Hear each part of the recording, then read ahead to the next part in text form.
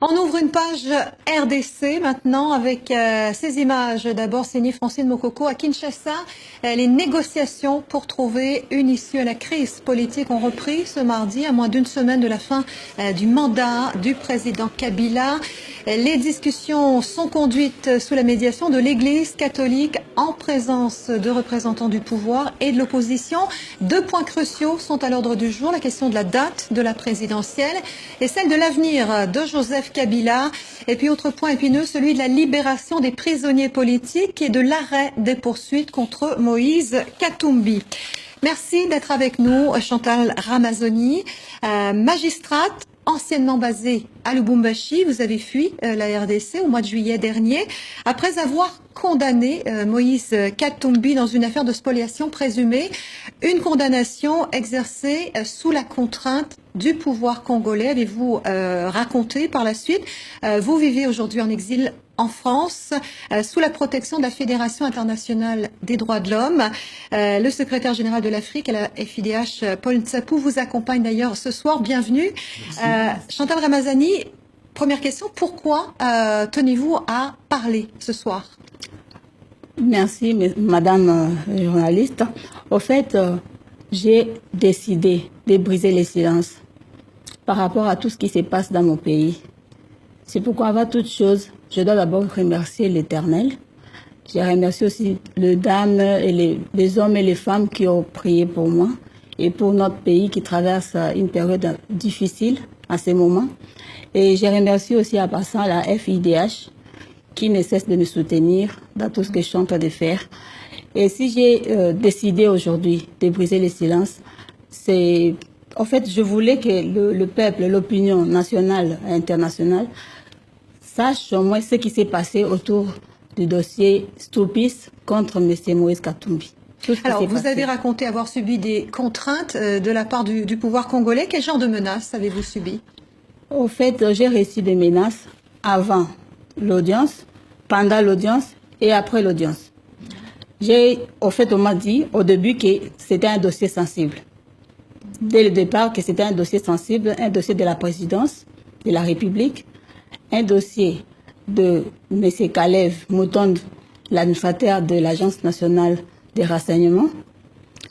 Et d'entre les jeux, avant l'audience, j'ai reçu le bâtonnier Kamukuni, qui est non seulement l'avocat de Kalev Mutonde et l'avocat aussi de Stupis. Je l'avais reçu donc avant l'audience. Et pendant l'audience, avant l'audience, j'ai reçu le bâtonnier, le premier président de la cour d'appel, M. Ilunga Tanda, m'a appelé pour me donner des injonctions, des injonctions. Des directives. Directives. Oui, il m'a demandé de ne pas prendre en compte les données actes que la partie Moïse Katumbi va présenter. Même il arrive qu'il soulève des exceptions que je ne les prenne pas en compte, je dois nécessairement, obligatoirement prendre le dossier en délibéré et demander aux avocats de Moïse Katumbi de se retirer de la barre. Et c'est ce que je fais. Donc l'objectif, selon vous, c'était, pour le pouvoir congolais, c'était de se débarrasser de Moïse Katumbi? Oui, à ce moment-là, je ne le savais pas.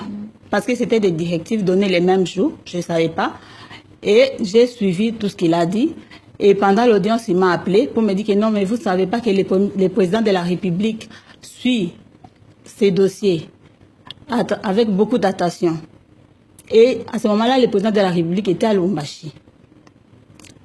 Et il me dira aussi que je devais prendre des dossiers en délibéré. Je l'ai pris en délibéré et qu'on devait prononcer le lendemain. Le lendemain, nous, le membre de la composition, nous n'avons pas délibéré.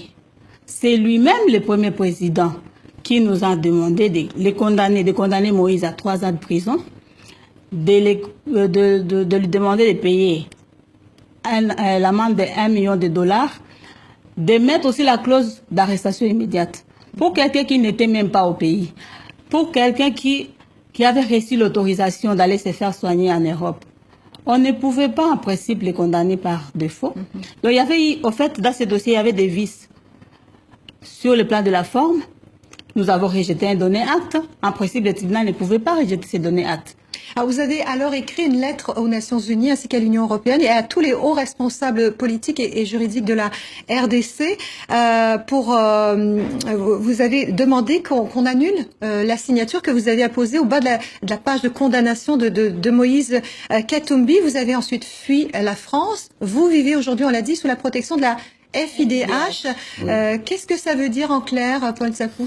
Eh bien, vous savez, elle est une victime. Lorsque vous analysez ce qui lui est arrivé, c'est un témoignage vivant qui démontre qu'elle est une victime et elle a posé un acte de courage pour lutter contre l'impunité. Donc elle est victime dans son propre pays et en voulant démontrer que les opposants politiques de la trempe de Moïse Katumbi, les défenseurs des droits de l'homme, les journalistes indépendants, vivent cette misère, cette dictature à travers une justice qui n'est pas indépendante. La FIDH a jugé bon de la recevoir, examiner son dossier et la défendre devant les instances internationales en cette matière de droits de l'homme et également devant le gouvernement français pour sa protection. Alors, dans ces conditions, Chantal Ramazzani, que comptez-vous faire maintenant? En fait, moi, c'est que j'insiste ici pour dire que le dossier, ce n'est pas un dossier de droit commun comme tel. C'est un dossier politique. Un dossier dans lequel nous avons reçu des pressions. Un dossier dans lequel nous n'avons pas délibéré. Il n'y avait pas d'intime conviction de juge. Tout ce qu'on nous a demandé de faire, nous l'avons fait sous menace. Parce que là, il était entouré des militaires. Il nous a demandé de signer. D'ailleurs, mes collègues ont refusé de signer. C'est un jugement qui a été signé à 2 temps. Le 21, à 19h30, l'autre magistrat a refusé de signer. Il a signé le lendemain, en recevant aussi des menaces. Comme quoi, si on ne signe pas, on va nous condamner à 10 ans de prison, nous faire passer à flagrance et on va aussi nous révoquer. C'est ça. Madame les journalistes, si on vous demande aujourd'hui, on vous dit aujourd'hui qu'on va vous condamner à 10 ans de prison, je ne sais pas si vous allez refuser de signer. Et nous avons signé. Comment est-ce qu'on peut vraiment... J'ai demandé que ma signature soit retirée de ces jugements parce que ma signature a été estorquée. C'est un procès vraiment bidon, monté de toutes pièces. Parce que dans quel but? C'était dans le but de les retirer de la course de la présidence.